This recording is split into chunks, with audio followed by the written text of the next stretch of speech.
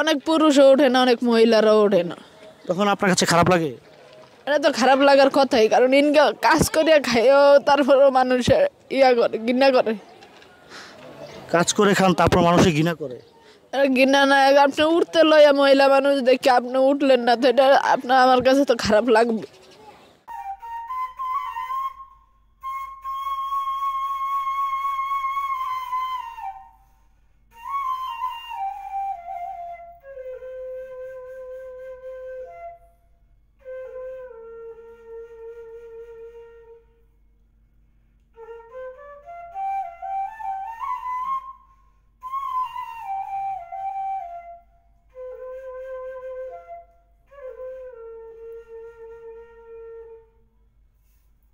দর্শক শ্রোতা, আপনারা দেখেছেন এই যে একজন বোন মহিলা হয়ে কিভাবে ঢাকা শহরের অলিতে গলিতে এই যে একটি অটোরিক্সা নিয়ে বের হয়েছে এবং চালাচ্ছে। আমরা সচরাচর দেখে থাকি পুরুষ মানুষ যেভাবে অটোরিক্সা চালায় ঠিক অবিকল সেভাবেই কিন্তু এই বোনটি একটি অটোরিক্সা ঢাকা শহরের অলিতে গলিতে চালাচ্ছে। আরেকটি সবচেয়ে বড় বিষয় হচ্ছে এই বোনটি কিন্তু 7 মাসের অন্তঃসত্ত্বা। যেহেতু 7 মাসের অন্তঃসত্ত্বা, তাহলে এই মুহূর্তে বোনটি পরিপূর্ণ রেস্টের প্রয়োজন এবং পুষ্টিকর খাবারের প্রয়োজন। তিনি সেই কাজটি না করে কেন ঢাকা শহরের অলিতে গলিতে রিক্সা চালাচ্ছে, সেই কথাগুলো একটু আমরা জানার চেষ্টা করব। যে যেখান থেকে ভিডিওটি দেখছেন অবশ্যই ঝড়ের গতিতে ভিডিওটি শেয়ার করে দিবেন। আপু আসসালামু আলাইকুম, একটু জোরে কথা বলবেন। ওয়ালাইকুম আসসালাম। কি নাম আপনার? জান্নাত। জান্নাত। একটু আপনি নামতে পারবেন? এই আপনার মানে একটু নামেন তো, একটু নামেন এখান থেকে একটু নামেন। আচ্ছা বোন, আপনার নাম কি? জান্নাত। একটু ক্যামেরার দিকে তাকিয়ে কথা বলতে হবে। আচ্ছা, আমরা তো দেখতে পেলাম আপনি ঢাকা শহরের অলিতে গলিতে যে একটু অটোরিক্সা নিয়ে ছুটে বেড়াচ্ছেন এদিক ওদিক। কেন আপনার এই যে এই মুহূর্তে আপনার এই অটোরিক্সা চালাতে হবে কেন? লোন আছে আমার, প্রতি সপ্তাহে 1500 টাকা করে মনে করেন কিস্তি দেওয়া লাগে। তো জান্নাত আপা, আপনার কিস্তি কেন চালাতে হবে আপনি একটু বলবেন, কেন কিস্তি চালাতে হয়? এটা মনে করেন আমার গাড়িতে ব্যাটারি ছিল না, আমি কিস্তিতে লোন করে একটা গাড়ি কিনছিলাম, পরে কিস্তি শেষ হয়েছে, ব্যাটারি একবার নষ্ট হয়েছে, পরে উঠাইছি, ফিরে আবার ব্যাটারি চলে গেছে, গাড়িও নষ্ট হয়েছিল, কিছু কাজ করানো লাগবো। পরে আমি 50,000 টাকা লোন করি, আমার জামাই থাকতে লোন করছি। হ্যাঁ, ওই গ্যারেজের গাড়ি চালাইতো, পাশের গ্যারেজে বাংলা রিক্সা চালাইতো, আর ওই গ্যারেজে মাঝে মাঝে অটো যদি 2-1টা ড্রাইভার যদি না থাকতো তাহলে বদলি হিসাবে 2-1 দিন চালাইতো।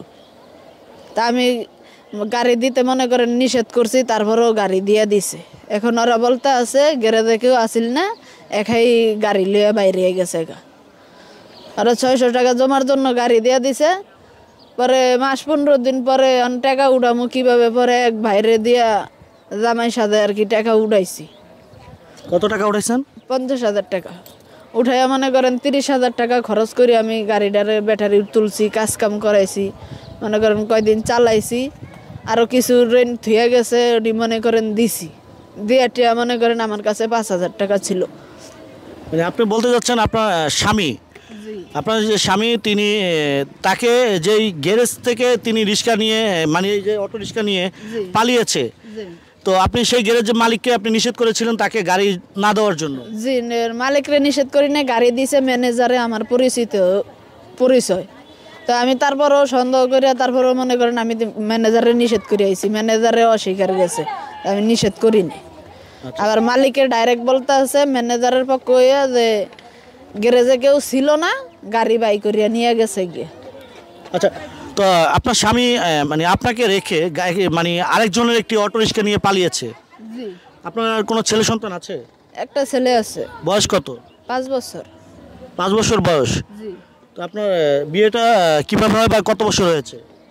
এই বিয়েটা হয়েছে মনে করেন 1.5 বছর হয়েছে। 1.5 বছর হয়েছে আপনার বিয়ের বয়স? জি। তো আপনার ছেলের বয়স 5 বছর, মানে বিষয়টা বুঝলাম না।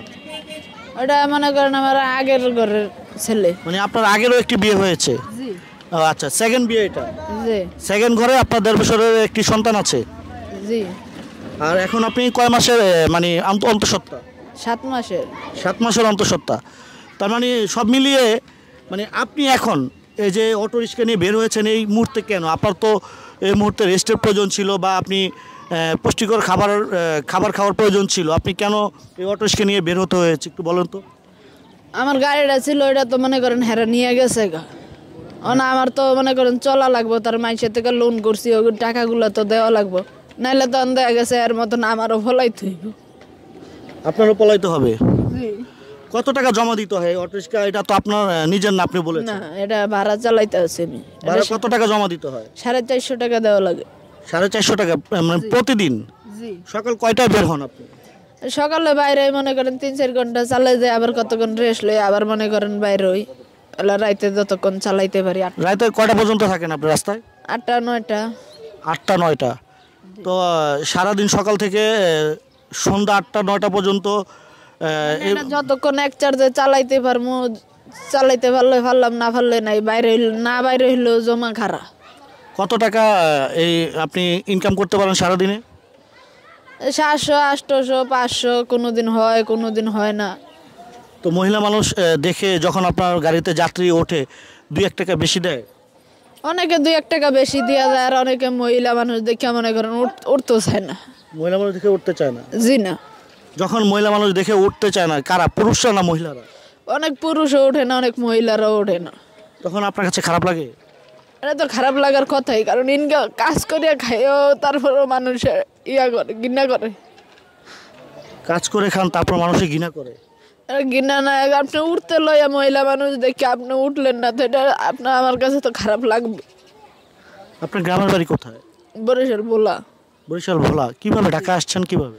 ঢাকা আমি ছোট থেকেই থাকি, আমার বাবা মার সাথে। পরে আমার বাবা চলে গেছে গা, পরে আমার মারে নিয়ে আমরা 3 বোনে থাকি। বাবা চলে গেছে কত বছর হলো, মানে কত বছর আপনার যখন বয়স কত ছিল তখন? তখন আমার 2004-এর বন্যার আগে চলে গেছে। 2004-এ বন্যার আগে চলে যায় জি। বাবা? জি। আপনার কয় ভাই কয় বোন? আমরা 3 বোন 1 ভাই। 3 বোন 1 ভাই? জি। মানে আপনাদের 3 বোন 1 ভাইকে রেখে আপনার বাবা চলে যায়? জি। তো মাকে নিয়ে আপনার পড়ে আছেন? জি। মা কি করে? মা কিছু করে না, বাসায় থাকে। আমগো পোলা বাচ্চা টাচ্চা দেখশুন করে, এর খরচ মরচ আর কি আমরা এই চালাই। খরচ মরচ আপনারাই চালান? আপনাদের 3 বোনের কি বিয়ে হয়েছে? 3 বোনের বিয়ে হয়েছে, 3 বোনের পরিস্থিতি আর কি। মানে যেমন বিষয়টা বুঝলাম না। কেউ জামাই থুইয়া গেছে গা, বাচ্চা একটা হয়েছে, আর কেউ বাচ্চা থুইয়া গেছে গিয়া, এই অবস্থা আর কি। মানে আছে আর কি, ছোটটা আছে, সংসারে আছে, এটাও গ্যাঞ্জাম চলতে আছে। মানে আমরা টাকা পয়সা তো কিছু দিয়ে পারতেছি না, এই জন্য। আপনার ভাই বোনের জিনিস চাইতে আছে, আমরা তো কিছু দিতে পারি না। ভাই বোনের মধ্যে কি সবার বড় কে? সবার বড় আমি। সবার বড় আপনি, আর যারা আছে সবাই আপনার ছোট? জি। তো আপনি বলতে যাচ্ছেন মানে যেমন আপনার যে এই সংসারটি যেভাবে ভেঙেছে, আপনার বোনদের সংসারও ঠিক তেমনিভাবে ভাঙছে নাকি, কোনটা? এবার এরকমই ভাঙ্গা জায়গা। তো কেন ভাঙতেছে? মানে তারা যে বিয়ে শাদী বসছে কি নিজের পছন্দ করা ছেলেকে না গার্ডিয়ানের মাধ্যমে? আমি তো গাইজান নাই, আমার বিয়ে গাইজান লইয়া বিয়া দিব খেয়ে, ওই যার হে বইছি আর কি। মানে গার্ডিয়ান ছাড়াই বিয়ে শাদী বসছেন? জি, আমাকে তো আর গাইজান বলতে কেউ নেই, মাই ছাড়া। তো আপনার ছেলের সাথে কি আগে সম্পর্ক করে বিয়ে বসছেন নাকি না মানে প্রথম দেখা হয়েছে? হ্যাঁ, কেউ বলছে বা যেমন আপনাদের সাথে চলাফেরা করি, এরকম একটা সম্বন্ধ নিয়ে আইছে যে ছেলেটা ভালো, এসে পরে তো মনে করেন একটা হয়ে গেলে আবার এই সংসারে অশান্তি হয়ে যায়। আচ্ছা আচ্ছা, এরকম ভাবে আর কি হয়েছে। তো এখন আপনাদের মানে সংসারটা কিভাবে চলছে বা আপনাদের সংসারটা কেমন আছে একটু যদি বলতেন? আমরা মনে করেন 3 বোনই কাজ কাম করি, বর্তমানে 2 বোনে গার্মেন্টসে চাকরি করে, আমি মনে করেন গাড়ি চালাইতাম। আচ্ছা বোন, অনেক কাজ আছে নারীদের জন্য, গার্মেন্টস আছে, অনেক কাজে আছে, তো আপনি সেগুলো বাদ দিয়ে কেন এই যে অটো চালাচ্ছেন? এটা চালাতে তো অনেক পরিশ্রমের দরকার, অনেক পরিশ্রম করতে হয়। পরিশ্রম করলে তারপরে নিজের একটা মনে করেন এটার ভিতরে নিজের একটা স্বাধীনতা আছে। হ্যাঁ, একজনের চাকরিতে গেলে তো মনে করেন এই স্বাধীনতাটা নাই। মানে আপনার চাকরিতে গেলে দেখা গেছে আজকে আমার শরীর অসুস্থ লাগলো, আমি আজকে যেতে পারলাম না, কালকে আপনি মনে করেন যা তা ভাষা করবেন, যে কালকে আসো নাই কেন, কি আশায় কি বিষয়, অনেক ধরনের কথা বলবেন। তার চাইতে মনে করেন আমি মনে করি আমি এটাতে অনেক ভালো আছি। আমার মনে চাইলে 2 ঘন্টা আমি কাজ করলাম, না ভালো লাগলে যাই আমি 2 ঘন্টা শুয়ে থাকলাম, এটার ভিতরে তো মনে করেন আমার কোনো কৈফত নেই।